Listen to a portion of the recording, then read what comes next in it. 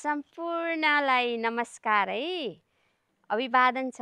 म उषा गुरुङ भद्रपुर झापाबाट यहाँहरूलाई आज म मेरो एउटा पुस्तक कृति मेरो सिर्जनाको बारेमा अलिकति भन्न चाहन्छु।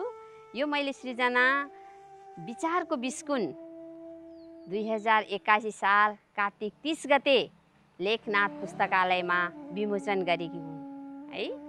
र यसमा मैले जम्मा 100 वटा कविताहरूलाई संग्रहित गरेर विचारको बिस्कुन भनेर नाम यसलाई दिएकी छु। र यो पुस्तक मैले मेरा माथि पुग्नु भएका माता पितालाई समर्पण गरेकी छु। मेरा माता चित्रकुमारी गुरुङ र पिता कर्णबहादुर गुरुङको जुन वैकुण्ठमा बास भएको छ उहाँहरूप्रति मैले यो पुस्तक समर्पण गरेकी छु। र यस पुस्तकमा मेरो लागि गुरु होम सुवेदीले धेरै कष्ट गर्नुभएको छ। उहाँले धेरै ठुलो गुण लगाउनु भएको छ। उहाँले यस पुस्तकको सम्पूर्ण मेरो बारेमा लेखिदिनु भएको छ। के लेखिदिनु भएको छ त भन्दाखेरि यसमा उहाँले आफ्ना विचारहरू समीक्षा गरेर यो मेरो पुस्तकको बारेमा मेरो कृतिको बारेमा उहाँले लेखिदिनु भएको छ।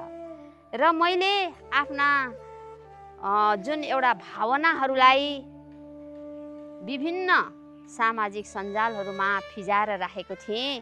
कता कता कुना काप्चामा जताततै छरपस्टिएको थियो।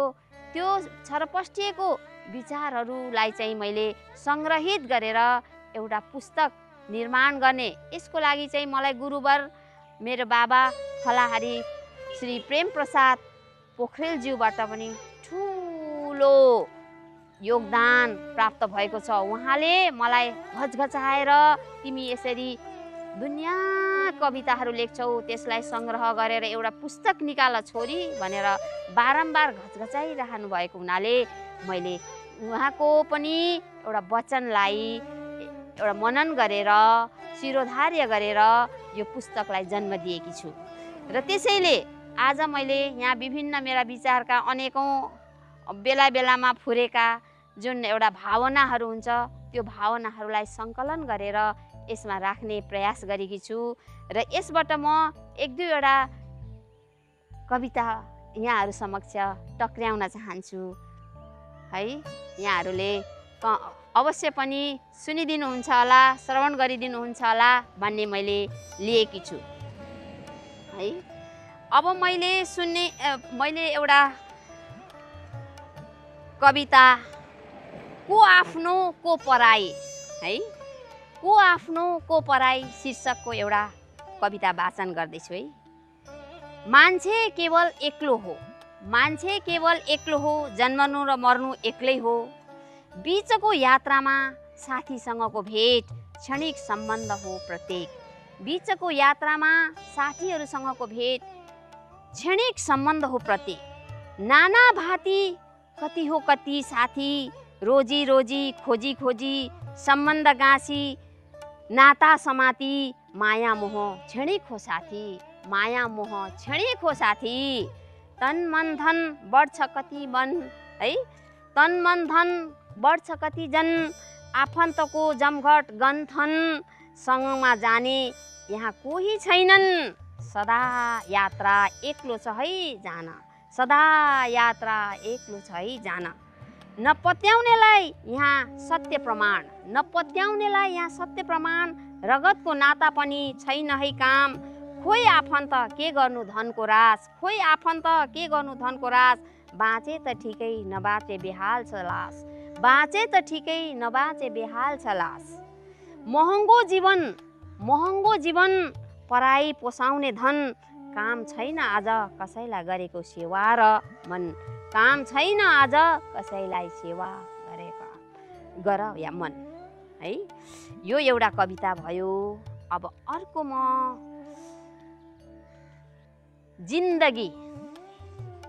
जिन्दगीको एउटा कविता भयो। एउटा कविता अर्को पनि सुनाइहालौँ न है, यहाँहरूलाई बोर त लाग्दैन होला कविता सुन्न। तँलाई जिन्दगी, तँलाई प्रश्नहरूको माला तेर्स्याउन मन छ, तँलाई प्रश्नहरूको माला तेर्स्याउन मन छ। यो मान्छे किन यति भयभीत जीवन लिएर बाँचे परेको छ? मान्छे इतर प्राणी हेर त, मान्छे इतर प्राणी हेर त, कति स्वतन्त्र सुखी मस्त बाँचेका छन् है। तर यो मान्छेको जिन्दगी कति बेढङ्गले कष्ट सधैँ बाँच्न बाध्य। प्रकृतिको झटारो एकनासले सधैँ गर्दा पशु इतर बुद्धि भएका यो मान्छे चट्याङ पनि उति नै खप्नु पर्ने रे है। यही मान्छे जन्मदेखि मरेसम्म सबै अरूबाट नै चलायमान प्राणी रे है। अनि एक मान्छे अरूको सहारा नै यो जीवन है।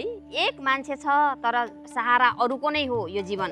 यो जीवन सानोभन्दा सानो कीट पनि स्वतन्त्र रूपले बाँचिरहेको यो अवस्था छ। सानोभन्दा सानो कीट पनि स्वतन्त्र रूपले बाँचिरहेको यो अवस्था। मान्छे भने पराश्रयी जीवन बोकेर फुर्ती देखाउँदै है। यो सास पनि आफ्नो होइन कतै उधारोमा चल्दो छ। यो सास पनि आफ्नो होइन कतै उधारोमा चल्दो छ। किन किन किन यो जिन्दगी पराश्रयी बन्न बहुलाएर आएको जस्तो छ? किन किन यो जिन्दगी पराश्रयी बन्न बहुलाएर आएको छ? होइन त के हो त ए जिन्दगी? प्रश्न एउटा। अब एउटा भन्छु है, अब एउटा अन्तिम भन्छु, 3टा कविता सुनाउँछु है। खै मानवता, खै मानवता, म मानव बस्तीमा आज मानवता खोजिरहेको छु। म मानव बस्तीमा आज मानवता खोजिरहेको छु। मानवताको ठाउँमा खोक्रो दानव मात्र भेटिरहेको छु। मानवताको ठाउँमा खोक्रो दानव मात्र भेटिरहेको छु। दम्भ क्रोध ईर्ष्याको अग्निमा दन्दन, दम्भ क्रोध ईर्ष्याको अग्निमा दन्दन बलिरहेको देखिरहेको छु। भाइचारा, आत्मीयता, प्रेम शून्यतामा मेटिँदै मेटिँदै गएको देखिरहेको छु। म र मेरोलाई मान्यताको टोकरीमा बोकिरहेको देखिरहेको छु। आध्यात्मलाई तिलाञ्जली दिँदै, आध्यात्मलाई तिलाञ्जली दिँदै भौतिक ऐश्वर्यको होडबाजीमा यो दुनियाँको मानव रुमलिरहेको देखिरहेको छु। यो दुनियाँको मानव रुमलिरहेको देखिरहेको छु। पशुभन्दा मानव निकै तल झरेको महसुस गरिरहेको छु है। खै मानवता तिम्रो मानवता, खै मानव तिम्रो मानवता। यो प्रश्नले हृदयमा पल पल चिमोटिरहेको छ, पल पल चिमोटिरहेको छ। केवल यहाँ क्षणिक आनन्द मात्र जीवनको अर्थ रहेछ। न कतै प्रेम, न कतै आपसी मेल, न कतै नाता, न कतै भाइचारा। केवल आपसमा द्वन्द्व, लडाई, ईर्ष्या, तछाड मछाड, को भन्दा को कमको खेल है। यही हो त आजको मानवता, यही हो त आजको मानवता। न रह्यो सुरक्षा, न रह्यो शान्ति, रह्यो त केवल कलहको भ्रान्ति, रह्यो त केवल कलहको भ्रान्ति। यही हो त मानवता। खै मानवता, खै मानव तिम्रो मानवता, खै मानव तिम्रो मानवता। धन्यवाद। यति सुनाएँ मैले आज मेरो यो विचारको बिस्कुनबाट है। हजुरहरूलाई कस्तो लाग्छ प्रतिक्रिया दिनुहोला। धन्यवाद।